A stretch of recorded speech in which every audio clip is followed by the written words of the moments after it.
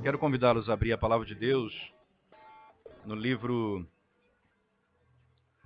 de Levítico, capítulo 16. Mais uma vez, nós revisitaremos esse texto que pregamos no último encontro nosso. Agora, para destacar dois pontos centrais ainda do texto. Levítico, capítulo 16, o dia da expiação.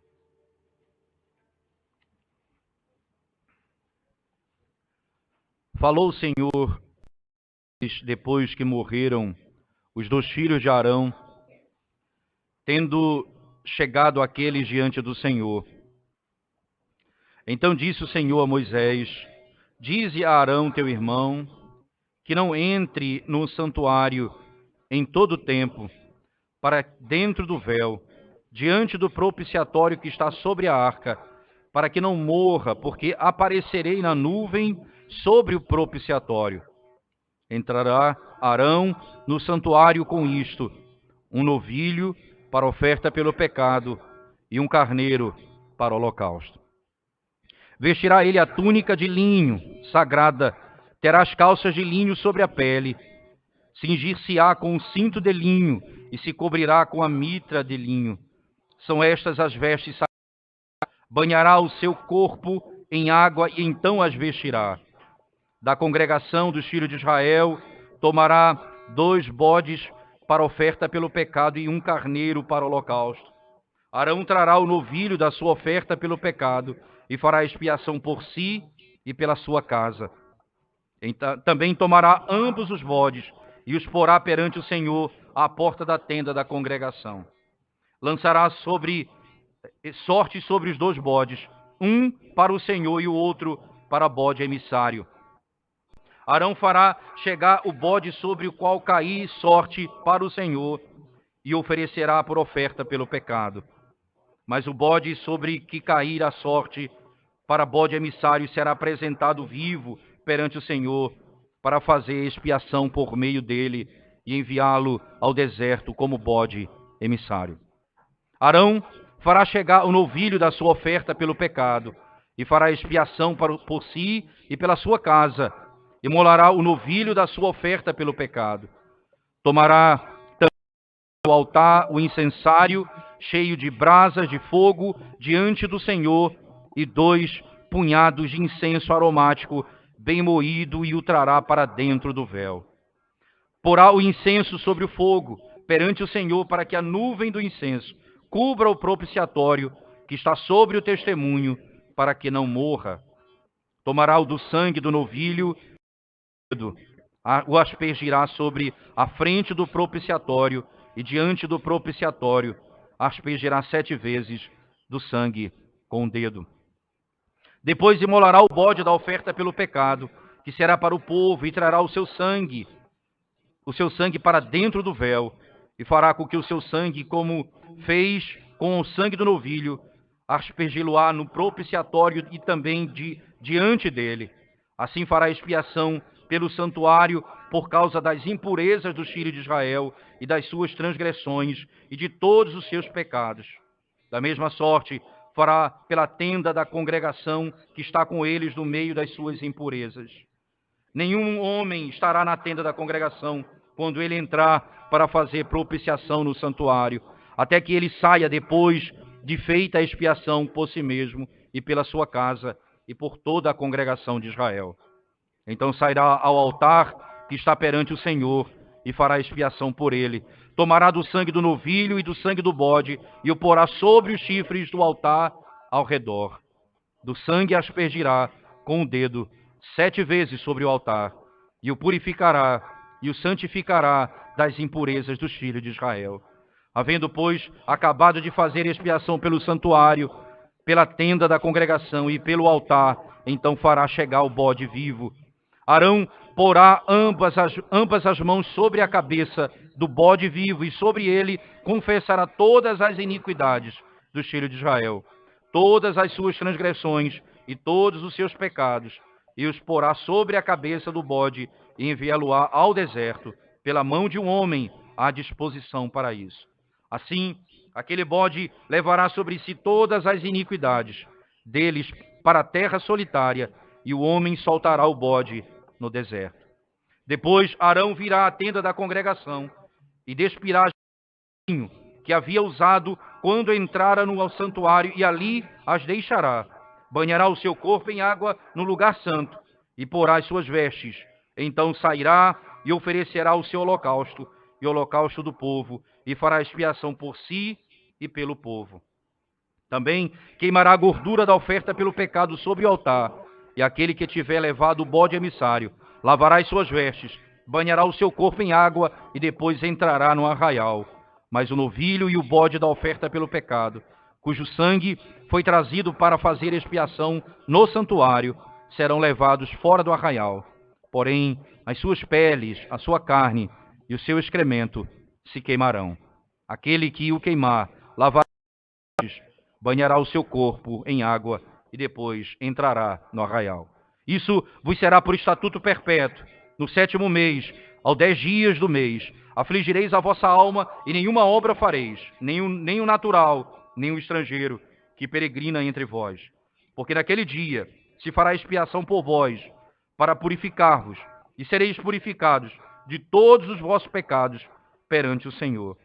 É sábado de descanso, solene para vós outros, e afligireis a vossa alma, é estatuto perpétuo. Quem for ungido e consagrado para oficiar como sacerdote no lugar de seu pai, fará expiação, havendo posto as vestes de linho, as vestes santas. Fará expiação pelo santuário, pela tenda da congregação e pelo altar. Também fará pelo sacerdote e por todo o povo da congregação. Isto vos será por estatuto perpétuo, para fazer expiação, uma vez por ano, pelos filhos de Israel, por causa dos seus pecados. E fez Arão a Moisés. Amém. Vamos orar ao Senhor, irmãos. Deus santo e bendito, quando nos aproximamos mais uma vez da Tua palavra para ouvirmos a Tua voz, nós rogamos ao Senhor que desvende os nossos olhos, ó Deus, para podermos ver, os ouvidos para podermos ouvir a Tua gloriosa voz. E rogamos ao Senhor que o Evangelho de Cristo seja revelado como é intento do Senhor nas páginas da Antiga Aliança. Pedimos isso em nome de Jesus. Amém, Senhor. Qual é exatamente o poder do pecado? O que o pecado é capaz de fazer? Nós já analisamos isso num dado momento, quando pensamos em alguém cometendo um pecado sem mediação. Como é que Deus trata o pecador?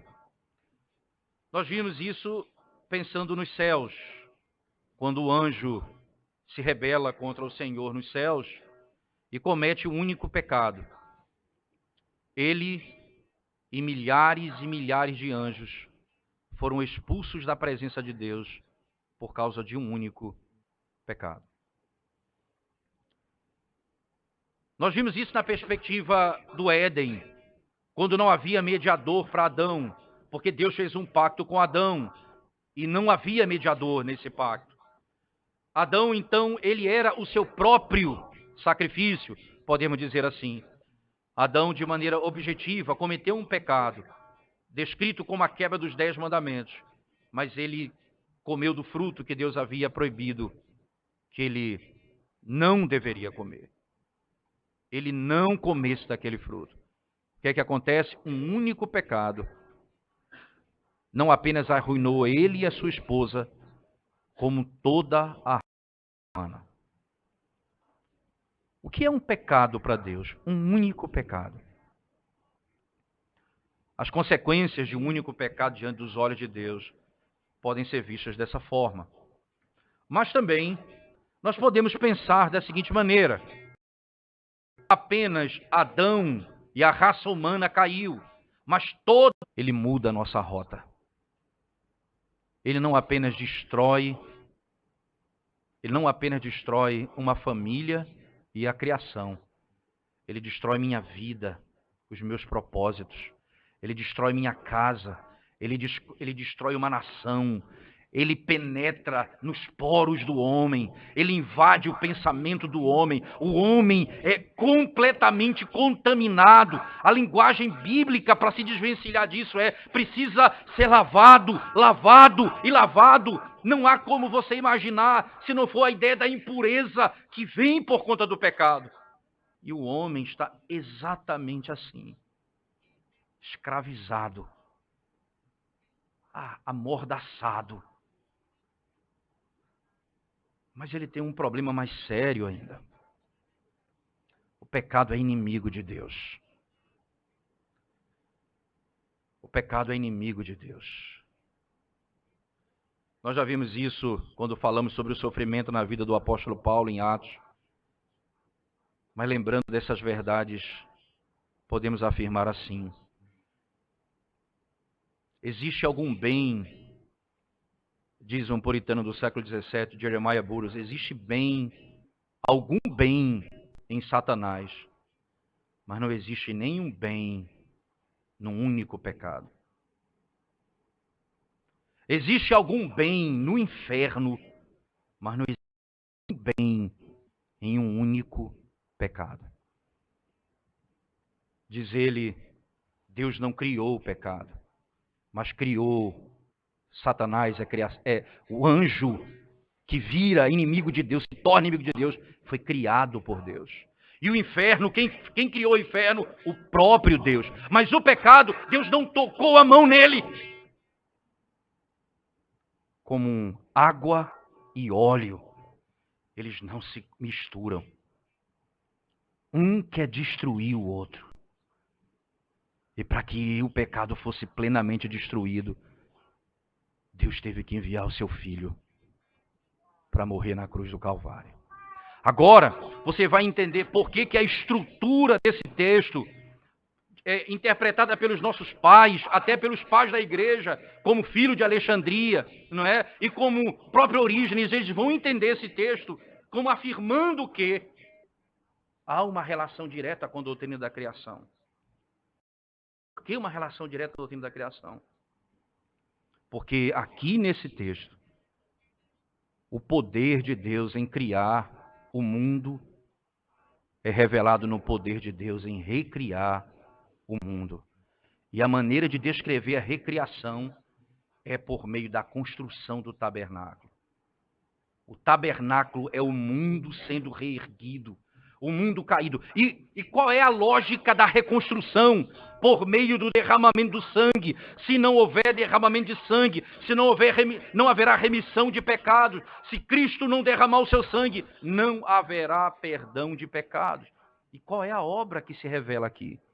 Não apenas o perdão do pecado do homem, porque não só o homem é contaminado, mas a purificação do tabernáculo, porque também ele foi contaminado pelo pecado. O homem dentro do tabernáculo, andando no tabernáculo, contaminava o próprio tabernáculo. A queda do homem trouxe para dentro da estrutura da criação o pecado. E aí a coisa é complexa, porque agora não apenas nós estamos caídos e não desejosos de fazer a vontade de Deus, escravos do pecado, mas também agora nós estamos vivendo num mundo caído, cujo objetivo é inimizade contra Deus. Onde um sistema se revela, onde governos se levantam, onde propósitos se estabelecem contra Deus. Não é apenas o nosso íntimo, não apenas a nossa natureza, mas o mundo está caído. E como é que Deus pode habitar e vai habitar nesse mundo? Da mesma forma como Ele vai habitar em nós. O que é que Ele vai fazer conosco? Ele vai derramar o seu sangue e nos purificar de todo o pecado. E o seu Espírito habitar em nós. Da mesma forma, para que Deus habite no novo céu e na nova terra, todo o pecado vai ser expurgado e tirado desse mundo. Então haverá plena restauração. Somente por meio do sacrifício do Cordeiro.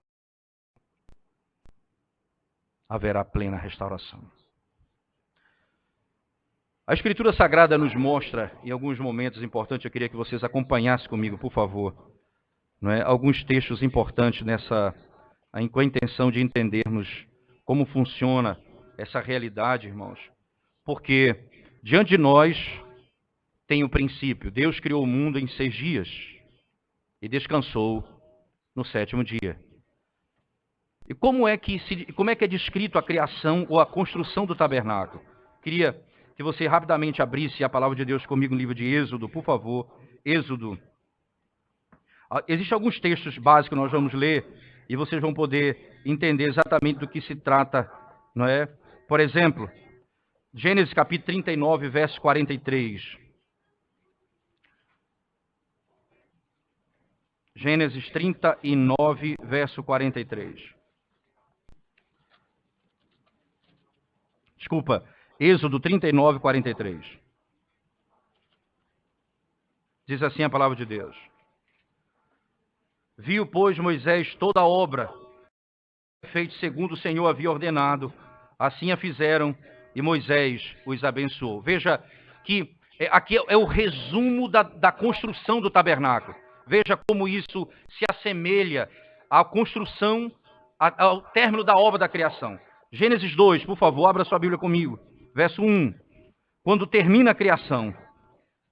Gênesis 2, 1. Assim, pois, foram acabados os céus, a terra e todo o seu exército. E havendo Deus terminado no dia 7º a sua obra que fizera, descansou nesse dia de toda a obra que como Criador ele tinha feito.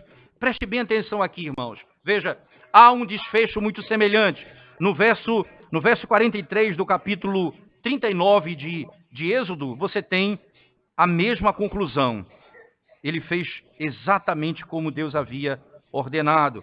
E diz assim um texto, especificamente, 43, por favor. Diz assim: Viu, pois, Moisés toda a obra, e eis que a tinham feito, segundo o Senhor havia ordenado.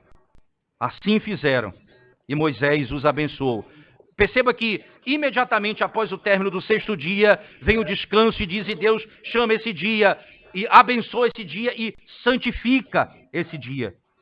Veja ainda, por favor, no mesmo 39 de Êxodo, versículo 32, especificamente. Assim, toda a obra do tabernáculo, da tenda da congregação, e os filhos de Israel fizeram tudo segundo o Senhor tinha ordenado a Moisés, assim o fizeram. Capítulo 40, verso 33 do mesmo livro de Êxodo, diz assim, 40, verso 33, levantou também o átrio ao redor do tabernáculo do altar e pendurou, capítulo 40, verso 33, isso mesmo, levantou também o átrio ao redor do tabernáculo e do altar, e pendurou o reposteiro da porta do átrio. Assim Moisés acabou a obra. Assim ele concluiu a obra que lhe foi ordenado fazer. Interessante que a narrativa da criação também tem uma conclusão exatamente como a construção do tabernáculo. Concluiu a obra como Deus havia ordenado. Mas não apenas isso, irmãos. Também é dito que há uma expressão bíblica que coloca o mundo feito em 6 dias, como a Bíblia descreve. E 6 vezes, e na 7ª vez, como o dia do descanso, o Senhor deu uma ordem. 7 vezes ele usa a expressão. Assim diz o Senhor a Moisés, faça isso. Assim diz o Senhor a Moisés, faça isso. Assim como está descrito na criação. Assim diz o Senhor. Haja luz e ouve luz. Assim diz o Senhor. 7 vezes. Da mesma maneira como está disposto na narrativa da criação, está também disposto no livro de Êxodo, na narrativa da construção do tabernáculo. Da mesma forma. Um e o outro estão dispostos assim. Mas não apenas isso. Quando termina tudo, um e o outro, você tem aí a entrada no descanso.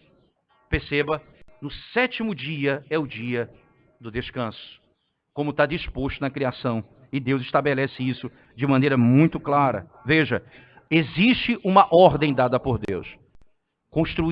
Deus ordena que o mundo seja feito, e esse mundo é feito em 6 dias, como Ele ordena. E Deus então entra no seu descanso. Da mesma forma, acontece com a narrativa do tabernáculo. Quando termina a construção, eles entram no descanso. Se você lembrar, só um detalhe importante. Do livro de 2 Samuel, no capítulo 7, quando Deus faz um pacto com Davi. E Davi, então, deseja construir o tabernáculo. Ou melhor, a casa de Deus, o templo. O tabernáculo já havia sido feito, como já está descrito em Êxodo. Mas agora Davi deseja construir o santuário, ou o templo do Senhor. E ele usa o seguinte argumento. Eu estou vivendo em paz. Isto é, perceba, agora já existe paz. Os meus inimigos todos já foram destruídos. Agora eu vou construir um descanso para Deus. Veja que coisa interessante. Eu vou construir um descanso, porque a construção do tabernáculo era a entrada no descanso. Só que Deus diz, não, você não vai fazer casa para mim. Eu vou fazer uma casa para você. Segundo capítulo 7. Eu vou fazer uma casa a você. E no verso 14, por favor, venha lá comigo para 2 Samuel e acompanhe exatamente o raciocínio usado pelo profeta, segundo a palavra de Deus, ordenando a seguinte verdade a Davi. Diz assim, 2 Samuel capítulo 7, verso 12 em diante, diz assim, verso 11 em diante, veja só, desde o dia em que mandei houvesse juízes sobre o meu povo de Israel, dar-te-ei, porém, descanso de todos os teus inimigos. Também o Senhor te fez saber que ele, o Senhor, te fará casa. Perceba, veja bem, no verso 1, a lógica de Davi veja, sucedeu que habitando o rei Davi em sua própria casa, tendo-lhe o Senhor dado descanso de todos os seus inimigos em redor, ele então propõe, eu vou construir uma casa para Deus. Veja, foi de todos os inimigos destruídos, agora eu vou construir a casa de Deus. Não, ainda não terminou. Aí ele diz, eu vou fazer uma casa para ti. Em que contexto Deus diz que vai fazer uma casa para ele? Verso 11, dar-te-ei, porém, descanso de todos os teus inimigos. Também o Senhor te faz saber que ele, o Senhor, te fará a casa. Quando teus dias se cumprirem, dançares com teus pais, então farei levantar depois de ti o teu descendente, que procederá de ti, e estabelecerei o seu reino. Este edificará o nome, e eu estabelecerei para sempre o trono do seu reino. Ele fará construir uma casa para mim. A perspectiva de Deus falando com Moisés, ou melhor, falando com o profeta e falando por meio do profeta a Davi, é simples. A minha casa é construída quando todos os inimigos, não apenas externos, mas internos, forem completamente destruídos. Aí você fará uma casa para mim. A casa será feita. Ora, essa casa, irmãos, ela representa exatamente a habitação de Deus. O lugar onde Deus habita. A lógica é, destruídos os inimigos, terminados os dias da criação, Deus entra no descanso. Concluída a sua obra, os inimigos destruídos, ele constrói o seu tabernáculo. Esse princípio estabelecido na Escritura, tanto na ordem da narrativa, como conclusão da construção do tabernáculo, construção dos dias da criação, revelam exatamente o mesmo princípio. Deus cria o mundo e entra no descanso. Ele destrói seus inimigos e entra no descanso. E qual é o descanso de Deus? A construção. Exatamente a construção do tabernáculo, como está disposto no texto sagrado. Veja só, no capítulo 66 do livro do profeta Isaías, eu quero que você, por favor, volte comigo para esse texto. Isaías 66, verso 1. Diz assim a palavra de Deus.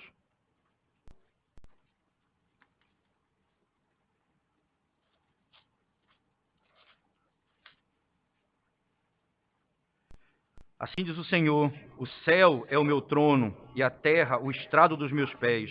Que casa me edificareis vós? E qual é o lugar do meu repouso? Perceba, o céu é o meu trono, a terra o estrado dos meus pés. Que casa me edificareis vós? E qual é o lugar do meu repouso? Onde eu vou habitar, diz o Senhor. Em que lugar vocês têm para que eu possa habitar no vosso meio? Interessante que, quando nós pensamos que Deus está dizendo, o céu é o lugar do meu repouso, vocês vão entender exatamente o princípio da estrutura da obra de Cristo. Quando ele, completada a obra da redenção, ele entra na presença de Deus, no lugar do repouso. Como que, tendo concluído a sua obra, ele entra no descanso. E a descrição bíblica é que aquilo ali é o tabernáculo não feito por mãos humanas. E Jesus entra nesse tabernáculo como descrito na palavra de Deus. A construção do tabernáculo está associada à doutrina da criação, porque associada a essa doutrina está ligado o conceito de que Deus vai colocar o seu povo dentro do seu repouso. Só entra no repouso de Deus aqueles por quem o Senhor destruiu os seus inimigos. Se nós ainda ir no livro do profeta Isaías, por favor, no capítulo 65, Isaías 65, por favor, versículo 15, o verso 17. Veja como está intimamente ligado isso ao conceito do novo céu e da nova terra. Pois eis que eu crio novos céus e nova terra, e não haverá neles das coisas passadas, jamais haverá memória delas. Mas vós folgareis e exultareis perpetuamente no que eu crio, porque eis que crio para Jerusalém alegria e para o seu povo regozijo. E exultarei por causa de Jerusalém, e me alegrarei no meu povo, e nunca mais se ouvirá nela nem voz de choro, nem de clamor. Não haverá mais nela criança para viver poucos dias, nem velho que não cumpra os seus, porque morrer aos 100 anos é morrer ainda jovem, e quem pecar só aos 100 aos 100 anos será amaldiçoado. Eles edificarão casas e nelas habitarão, plantarão vinhas e comerão o seu fruto.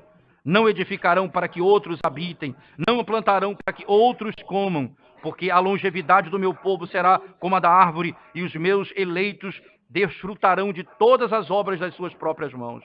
Não trabalharão debalde, nem terão filhos para a calamidade, porque são a posteridade bendita do Senhor, e os seus filhos estarão com eles. E será que antes que clamem, eu responderei. Estando eles ainda falando, eu os ouvirei. O lobo e o cordeiro pastarão juntos, e o leão comerá palha como boi. Pó será a comida da serpente. Não se fará mal nem dano algum em todo o meu santo monte, diz o Senhor. Em todo o meu santo monte. O novo céu, nova terra, como sendo criação divina. E aí, no capítulo 66, verso 1, ele entra exatamente com a informação. Assim, o céu é o meu trono, a terra o estrado dos meus pés. Aonde eu coloco os meus pés. O céu é o meu trono e a terra o estrado dos meus pés. Aqui, essa expressão estrado dos meus pés é intimamente ligada à ideia do tabernáculo. Deus construiu um tabernáculo que é a sua presença no meio do seu povo. Esse é o estrado dos pés do Senhor, a sua presença no meio do povo de Deus. Agora, ele diz, eu vou refazer isso, porque a minha presença na terra se faz por meio do tabernáculo, mas eu estou assentado no trono. Ele vai refazer o céu e refazer a terra.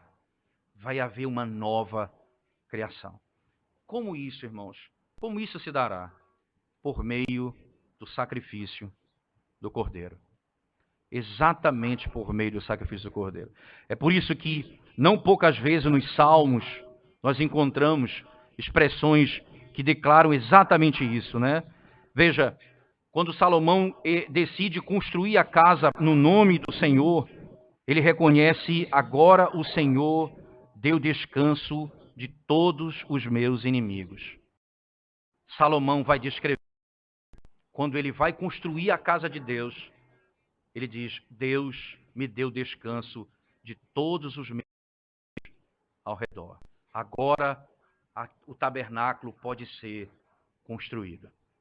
Isso está lá exatamente em 1 Reis 5, verso 4 e 5. Você vai encontrar exatamente essas palavras. Dessa maneira, o que o Senhor está descrevendo com as suas palavras é: o tabernáculo foi contaminado pelo pecado. O homem foi contaminado pelo pecado. E como haverá possibilidade de haver restauração? Somente no dia da expiação, quando o cordeiro for imolado pelos nossos pecados.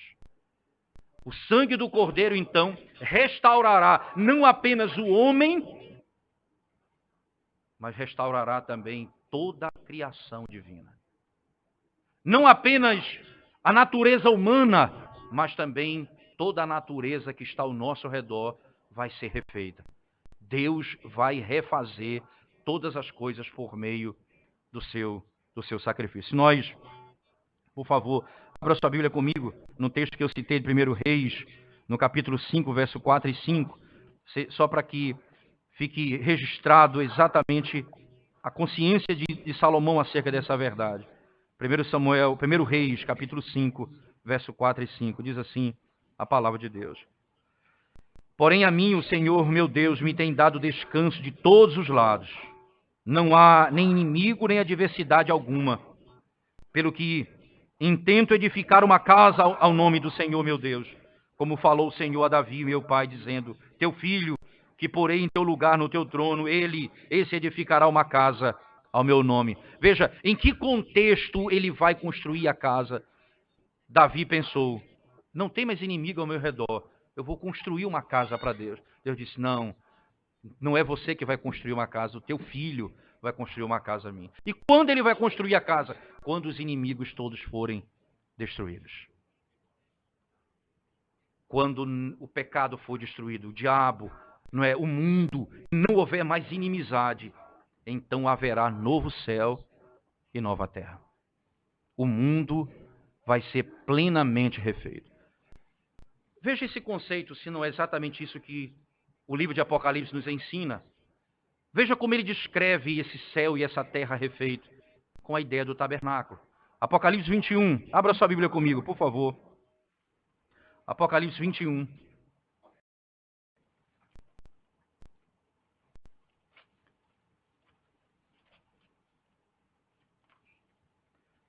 A partir do verso 1, diz assim: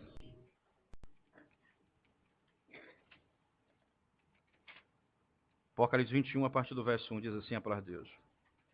Vi novo céu e nova terra, pois o primeiro céu e a primeira terra passaram, e o mar já não existe. Vi também a cidade santa, a nova Jerusalém, que descia do céu da parte de Deus, ataviada como noiva, adornada para o seu esposo.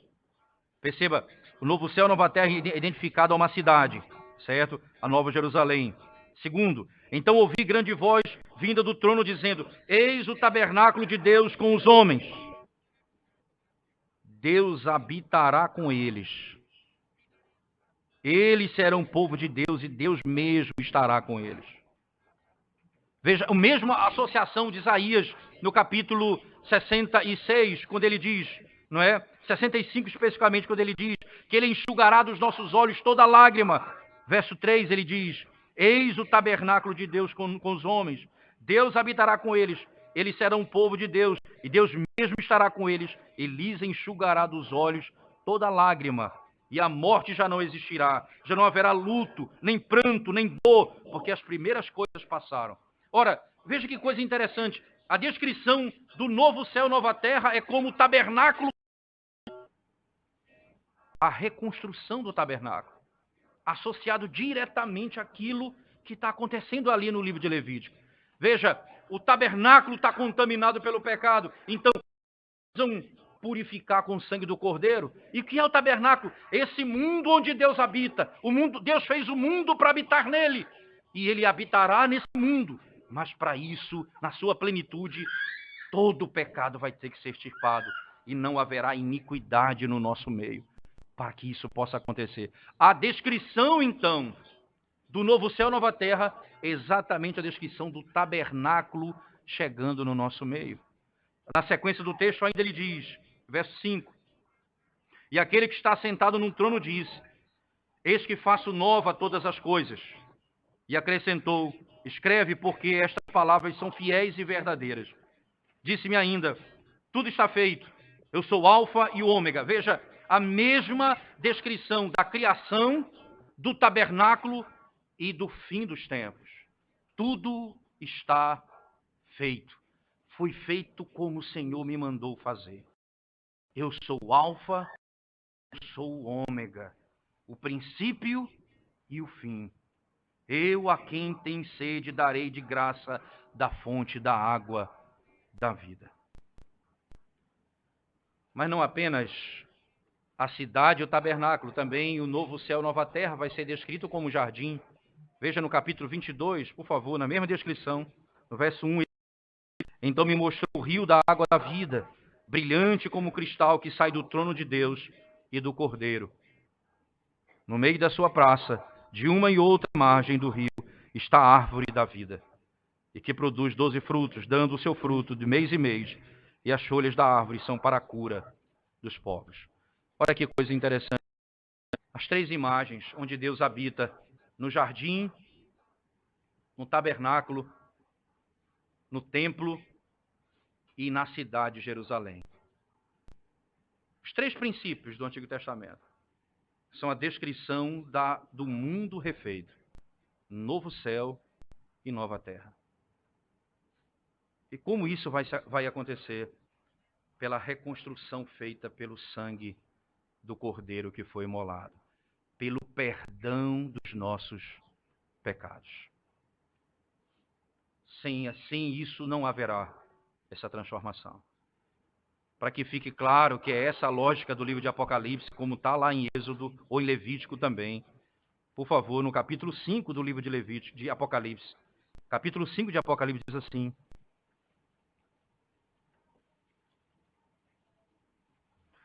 verso 11: vi e ouvi uma voz de muitos anjos ao redor do trono, dos seres viventes e dos anciãos, cujo número era de milhões e milhares de milhares, proclamando em grande voz: digno é o Cordeiro que foi morto. Veja, a associação direta com a redenção e a criação. Digno é o Cordeiro que foi morto, de receber o poder, riqueza, sabedoria, força, honra, glória e louvor. Eu também ouvi que toda criatura que há no céu, sobre a terra, debaixo da terra, sobre o mar e tudo que neles há, estava dizendo, veja, toda a criação está dizendo: aquele que está sentado no trono e ao Cordeiro, seja o louvor e a honra e a glória e o domínio pelos séculos dos séculos. Como isso vai acontecer? Digno é o Cordeiro que foi morto. Digno é o Cordeiro que foi morto.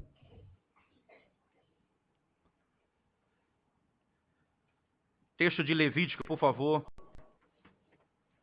Nós já tratamos desse texto, os detalhes dele, na exposição do último domingo. E hoje, a nossa intenção é mostrar com mais detalhe a riqueza da necessidade do perdão de pecados e da purificação do tabernáculo. Por que eles deveriam purificar o tabernáculo? Por favor, no capítulo 16, toda a narrativa vai descrever isso, mas no final ele vai dizer isso assim, no verso 33, fará expiação pelo santuário, pela tenda da congregação e pelo altar. Fará expiação por tudo. O mundo onde Deus habita vai ser purificado de todo pecado.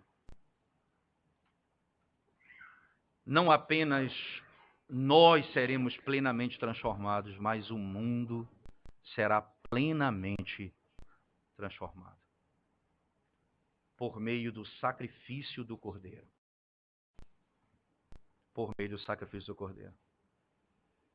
Isso nos faz olhar diretamente, irmãos, para a realidade da vida. E ver o mundo se desfazendo ao nosso lado com valores princípios e conceitos que são completamente opostos à palavra de Deus. E quanto a nós, o que aconteceu conosco? Nós fomos lavados pelo sangue do Cordeiro, representado de tantas maneiras.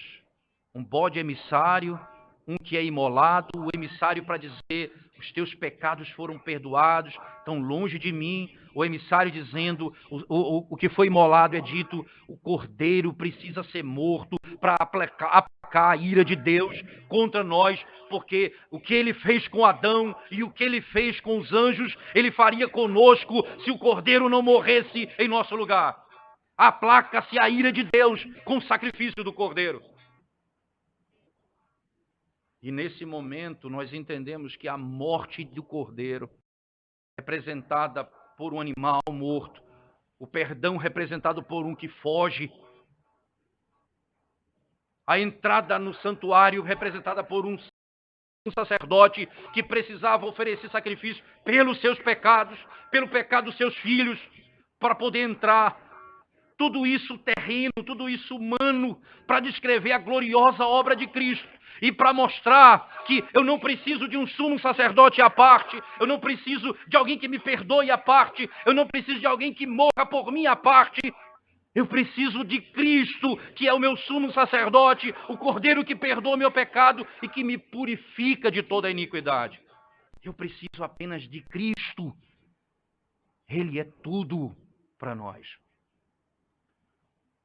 E agora, diante dessa verdade, o apóstolo Paulo descreve: agora vocês são novas criaturas, vocês são uma nova criatura.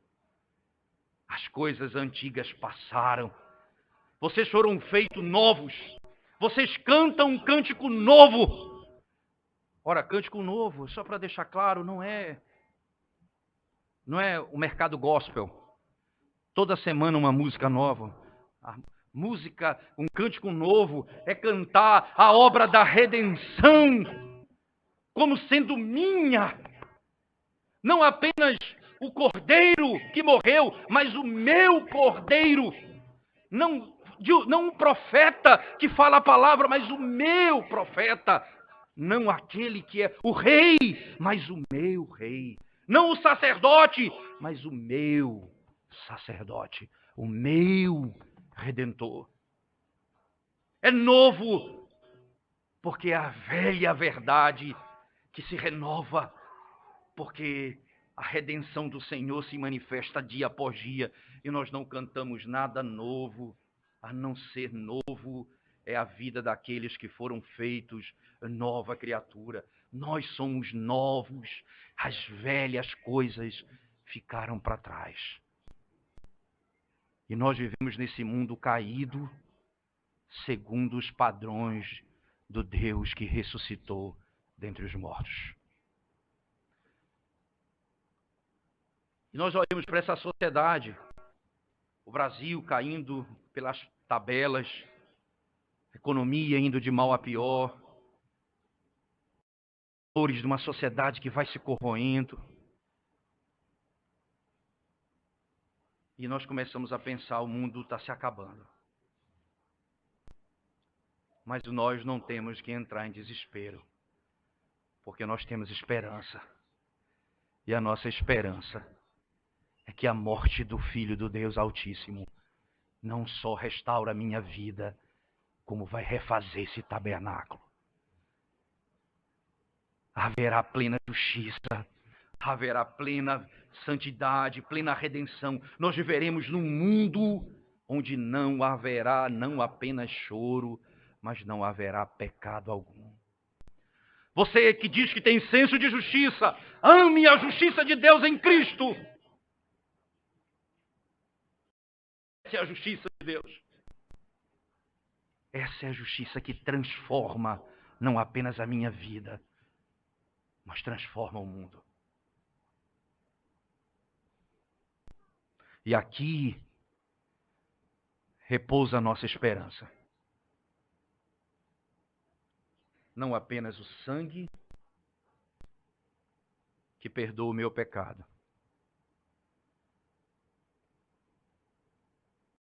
Purifica o tabernáculo. Como em Apocalipse.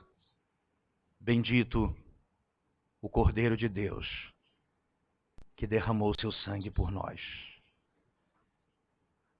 Toda a criação se renderá aos seus pés e dirá: bendito seja o Senhor, Deus Todo-Poderoso. Ela fará. Por isso que a obra do Cristo, do nosso bispo, do nosso pastor, do nosso profeta, do nosso sacerdote, do nosso rei, por isso que a obra dele é maior do que a obra da criação. Porque a criação, o nada veio à existência.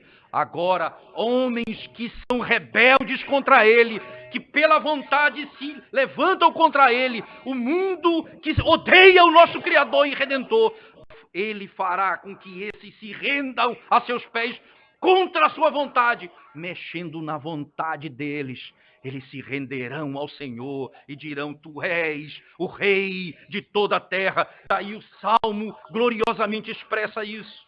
Tu és o Senhor que está sentado no trono. Tu reinas sobre toda a terra. Quem há, Senhor, como tu em toda a terra? Porque Ele é o Rei que governa as nações. E Ele fará homens conosco, cuja nossa vontade era oposta à vontade dEle. E Ele nos trouxe para perto dEle e nos fez servos dEle. Ele fará com todas as coisas. Essa é a obra do Cordeiro que foi morto pelos nossos pecados. O pecado trouxe a condenação. Adão, Eva, seus descendentes e toda a criação. O perdão do pecado restaurará a nossa vida e toda a criação. Para a glória de Deus. O pecado talvez tenha arruinado a sua família. O pecado talvez tenha arruinado a sua sorte. E você talvez esteja colhendo os frutos do pecado na sua casa. Como é bom saber que Deus restaura. O perdão do pecado refaz todas as coisas. Eis que tudo se fez novo. Bendito seja o Senhor que faz exatamente assim. Talvez seu relacionamento esteja sendo destruído pelo pecado. E se é pecado que está destruindo a sua vida, se é pecado que está tirando sua paz, se é pecado que está acabando a tua sorte nessa vida, tem esperança. Porque o Cordeiro de Deus perdoa o pecado do seu povo e restaura a sorte do seu povo. Como lemos em Crônicas, se o meu povo, que se chama pelo meu nome, se humilhar, me buscar e orar e se arrepender dos seus maus caminhos, eu ouvirei dos céus, perdoarei os seus pecados e sararei a sua terra. Ele não só muda a nossa vida, ele cura a nossa terra. Ele vai fazer isso no fim. Essa é a nossa esperança. Tudo pode estar se destruindo diante de você, mas nós temos um olhar cheio de esperança. Cheio de esperança. Porque Cristo é o Cordeiro de Deus. Amém. Vamos orar ao Senhor, irmãos. Ó Deus, bendito, Senhor de toda a glória, nós exaltamos o Teu nome, por causa da obra de Cristo,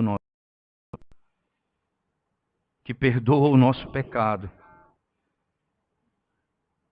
e muda a sorte não apenas da nossa família, mas da nossa nação. Bendito seja o Senhor. Traz esperança à tua igreja nessa manhã, Senhor. Exorta o teu povo para que fuja do pecado, encontre arrependimento e perdão em ti e sejam restaurados, ó Deus. E que haja paz na alma do teu povo. E que no meio desse mundo cheio de iniquidade, nós tenhamos um olhar na obra do Redentor. Em nome de Jesus oramos. Amém.